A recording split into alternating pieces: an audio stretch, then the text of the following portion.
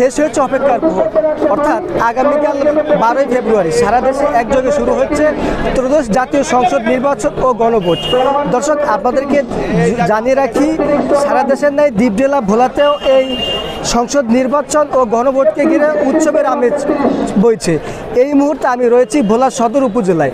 দর্শক, আপনাদেরকে জানিয়ে রাখি, কিছুক্ষণ আগে অর্থাৎ দুপুর 1:15 থেকে এই ভোটকে কেন্দ্র করে নির্বাচনী সরঞ্জাম কেন্দ্র স্ব কেন্দ্রের প্রিজাইডিং অফিসার, কেন্দ্র ইনচার্জ ও এর সাথে সংশ্লিষ্টদের মাধ্যমে কেন্দ্রে পৌঁছে দিচ্ছেন ভোলা সদর উপজেলার নির্বাহী কর্মকর্তা ইউনো মোহাম্মদ আরিফুজ্জামান। দর্শক, আপনাদেরকে যদি জানিয়ে রাখি, এই দ্বীপ জেলা ভোলায় 4টি সংসদীয় আসনে মোট 525টি ভোট কেন্দ্র রয়েছে।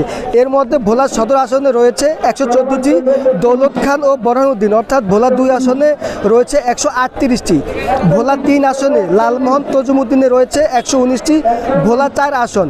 এখন ঘরেই হবে বিয়ে বাড়ির পোলাও, যদি থাকে আকিজ এসেনশিয়াল সুগন্ধি চিনি গুঁড়া চাল। অর্থাৎ চরপেশন ও মনপুরে রয়েছে 155টি।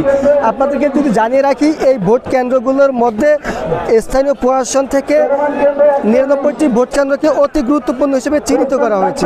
দর্শক, আপনাদেরকে যদি আমি আরেকটা তথ্য জানিয়ে রাখি, দ্বীপ জেলা ভোলায় এই 525টি ভোট কেন্দ্রের মধ্যে রয়েছে 3530টি কক্ষ। এছাড়া এ জেলায় মোট ভোটার সংখ্যা রয়েছে 16,71,382 জন।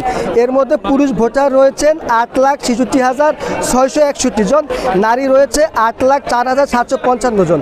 দর্শক, আপনাদেরকে যদি জানিয়ে রাখি, এই জেলায় এই ভোটকে কেন্দ্র করে নিশ্চিদ্র নিরাপত্তা কিন্তু আমরা দেখেছি, নিশ্চিদ্র নিরাপত্তার ব্যবস্থা গ্রহণ করা হয়েছে।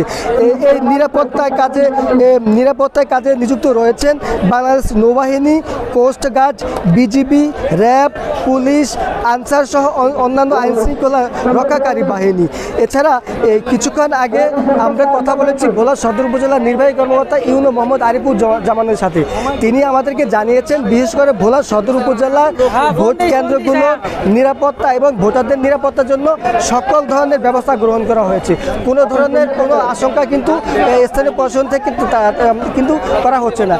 তো আসলে আপনাদেরকে জানিয়ে রাখি, এই দ্বীপ জেলা ভোলায় 4টি সংসদীয় আসনেই ভোটকে কেন্দ্র করে এবং ভোটারদের নিরাপত্তা, সর্বোচ্চ নিরাপত্তা কিন্তু স্থানীয় প্রশাসন থেকে নেওয়া হয়েছে। তো বলা চলে, এই ভোট দ্বীপ জেলা ভোলায় অনেকটা উৎসব এনে দিয়েছে এবং উৎসব কিন্তু চলছে, আমরা কিন্তু লক্ষ্য করেছি। তো এই ছিল আমার কাছে ভোলা থেকে সর্বশেষ। মোহাম্মদ খায়রুল ইসলাম, ঢাকা পোস্ট, ভোলা।